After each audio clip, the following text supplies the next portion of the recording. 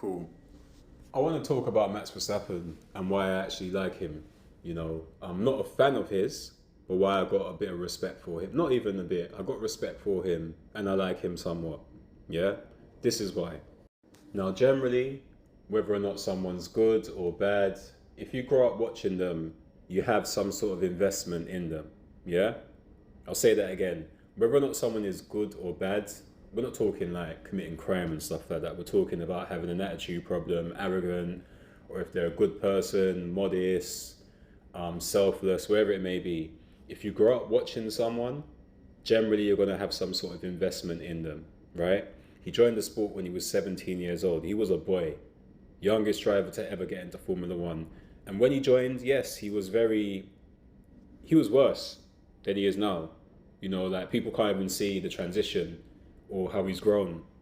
But yeah, got him when he was 17, full of confidence. Made one of the most craziest moves at Spa. I can't remember what this corner's called. It's going into the bus stop chicane, but he made the move at a high speed point. Usually people don't make moves there, but he done it. Still new to the sport, still finding his feet, but he was just so confident from the beginning. Now, he was also dirty, very, very dirty in the early days. Kimi Raikkonen was angry when he tried to overtake Max on the Camel Straight, and he literally moved as Kimi moved, and he got on the phone and said that is out of order. Even Martin Brundle, who was a massive Max Verstappen fan when he came into the sport, said, "Yeah, that's not on. That would be an aeroplane crash if they would have made contact at that speed, just shy of 200 miles an hour. To crash at that speed is crazy. And then there's stands, fans sitting on the hill, you're endangering them too." So they brought in the Verstappen law. You can't move more than once to defend, basically. You can move once to defend and once back to the racing line. That's it. Now, after Daniel Kvyat crashed into Sebastian Vettel in Russia and lost his seat to Max Verstappen, so he was demoted to AlphaTauri, Toro Rosso at the time, and Max Verstappen was promoted to Red Bull. Everyone was saying it was a mistake, he's still too young. Even Daniel Kvyat was like, well, this is Game of Thrones. He might have the seat now, but we'll see how it ends. Won his first Grand Prix. Now, yes, both Mercedes crashed into each other at the start, took each other out.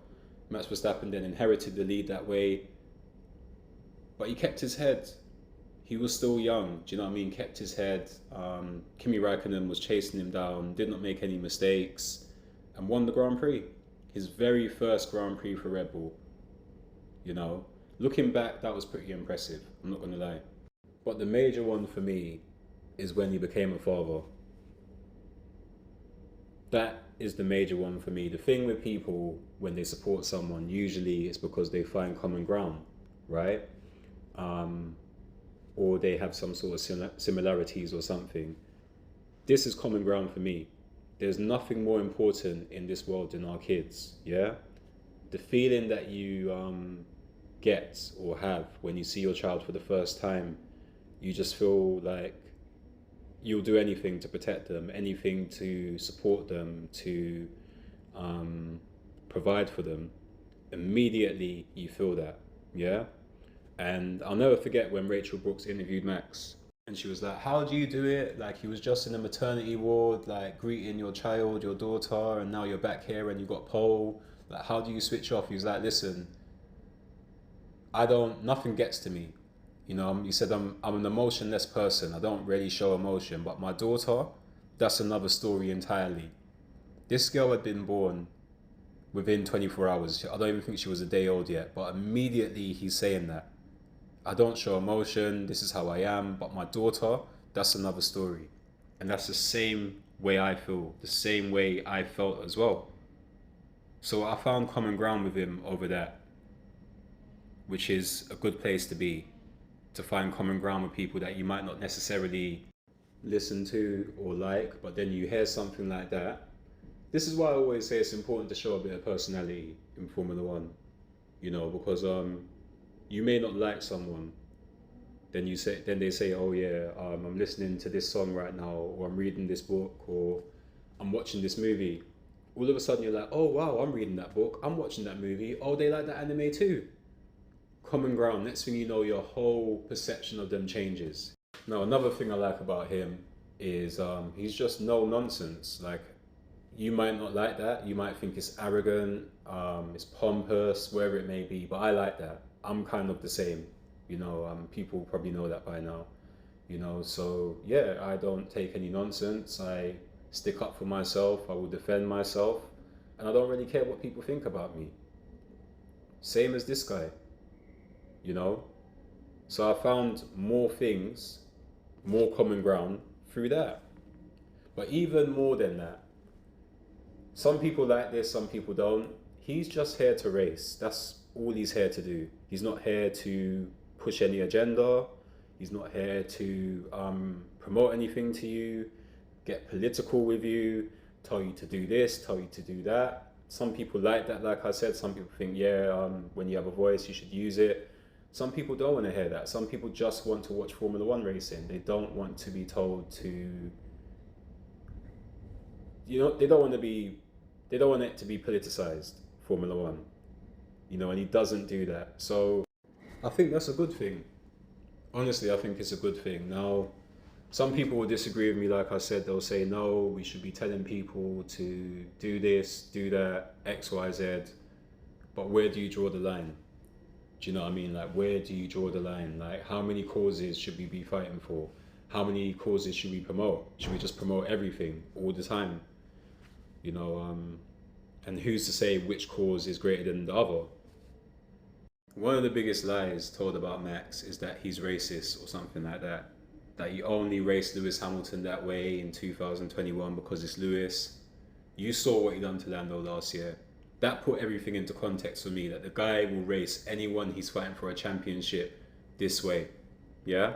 It was never personal with Lewis, but guess what? The media, including myself as well, because we got baited into it, made it a rivalry between him and Lewis. Realistically, there was no rivalry. They both were going for a championship and only one person can win it. We've known this from the dawn of time with Formula One, yeah? But the media themselves hyped it up to make it a rivalry because it sells. Negativity sells, right? Division sells. And we all got baited into it. And the crazy part is, I made a video years back talking about if I could create a grid, Formula One grid, past and present, with only 20 drivers, who would be on the grid. And I'm going to keep it real. Even though you don't like him, and you could have a grid of 20 drivers, you would put Max Verstappen on that grid. Somebody tell me I'm lying. You would put him there. Even if you don't like him, you can't stand him, you would want him there for entertainment value alone. You would, yeah? You might not like the way he goes racing, but you can't deny the guy's talent. He is a talented driver. Do you know what I mean? So that's what it comes down to. Now, yes, there's things I don't like about him. I'm not going to get into that. You don't have to necessarily do good and bad at the same time, And there's good and bad qualities to us all.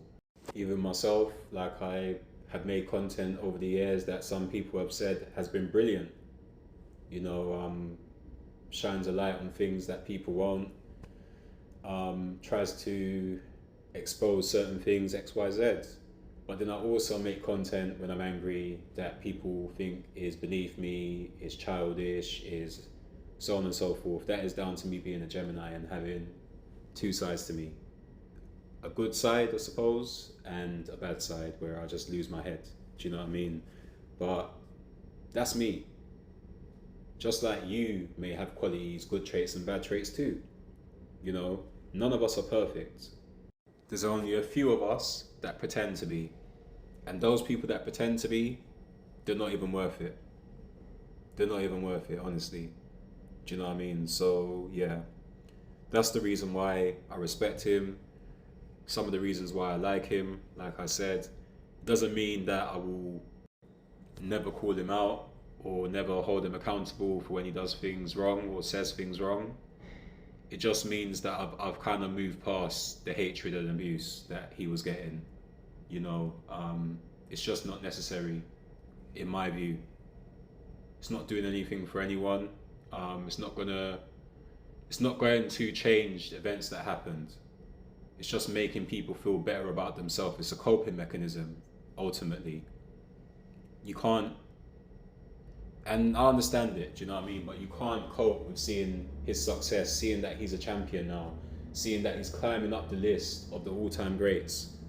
So you try to downplay it, dismiss him, bring up his first championship win, and all these different things. Do you know what I mean? Kind of like how Lewis Hamilton, when he was dominating the sport, um, the people that idolized Michael Schumacher couldn't cope. So they would downplay what he was doing, talk about his teammates not being up to caliber, all these different things, that the car was just made for him, his teammates didn't get the same parts, all these different things to downplay what Lewis Hamilton was doing. But I get it more for Max because the championship, his first championship, was very, very controversial. Very controversial, but ultimately, even that, we're really upset about one lap. That's all it comes down to. If there was one more legal lap, people would have been looking at Latifi more than the FIA and Michael Massey, because that one more lap would have allowed the lapped cars to go around, and all lapped cars unlap themselves. Then it would have just been, oh, why didn't Mercedes pit him? Oh, I think Latifi crashed on purpose to give it to Max. But the sport itself wouldn't have been complicit in robbing Lewis Hamilton. It would have just been a freak accident with Latifi, or possibly, yeah, he crashed on purpose if people wanted to go down that road. I did. At first, I'm not going to lie, I put my hands up. I was emotional, and I just had to make sense of what I saw. So I tried to force my own narrative I forced my narrative to be accepted as reality, because I couldn't cope with what I saw. But yes, that day is a very dark day, I'm not gonna lie. And Max knows it too. That's why, I can't watch it. You can't watch your greatest moment. That should speak volumes, do you know what I mean? But anyway, everyone have a great day and have a great weekend, or the rest of the weekend.